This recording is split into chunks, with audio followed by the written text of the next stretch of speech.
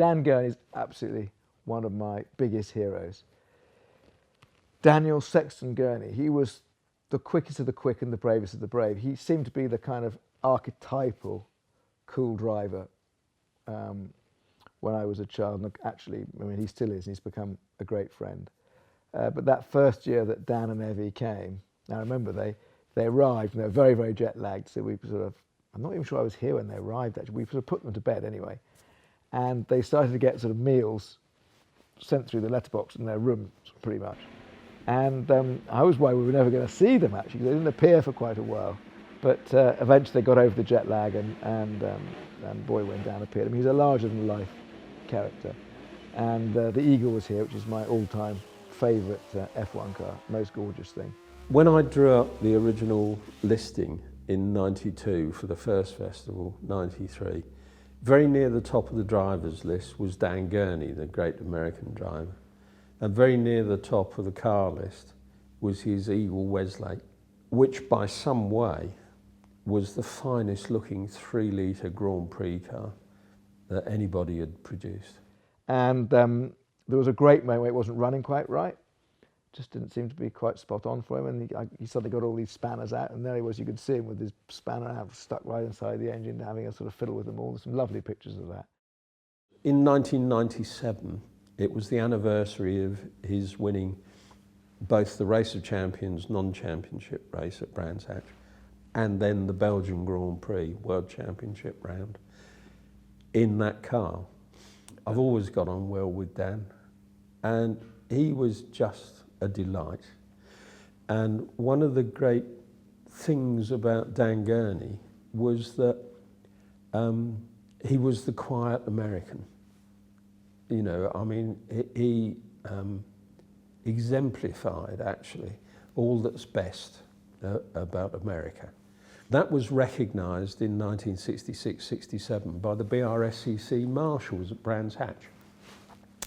And taking a leaf out of the Targa Florio sports car race in Sicily, they painted Viva Gurney on the circuit at Brands Hatch. So when Dan was confirmed as coming to the Festival of Speed, I got the boys here to paint Viva Gurney on the hill. He'd said to me, so what's the deal here, Doug? What do we do, you know, this hill climb? And I said, look, you know, please don't risk the car and don't risk yourself, because it's running on old tyres, it's been standing on in the museum for donkey's years. You know, and our crowd will be perfectly delighted if you just drive up, you know, grandma the car up waving to the crowd.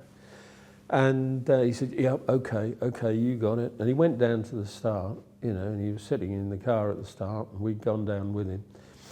And he turned round and sort of gave us a thumbs up, you know, and I thought, this is okay. And then the light turned green, and he disappeared in a cloud of smoke. And he took off as if the hounds of hell were after him, you know, because he'd never got racer out of his soul. You know, he'd retired way ahead of his time.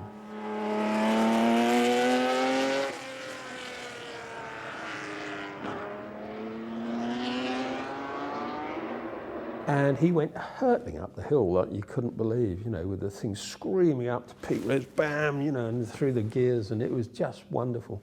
Glorious sight. Well, that first year was a real treat, and of course he came for the first revival as well. And actually he gave me this, he and Evie gave me this great cushion, which is very, very Dan indeed, and I think a great truism.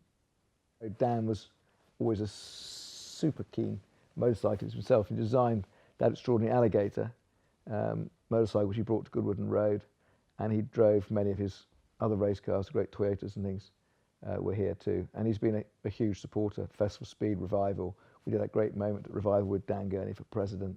And most recently he gave me his Harley Davidson, the AAR prepared Harley Davidson, which arrived in a crate from California, and it was just a gift from Dan. So he's become a big part of our lives. When he came back down, there was one thing that he kept on saying.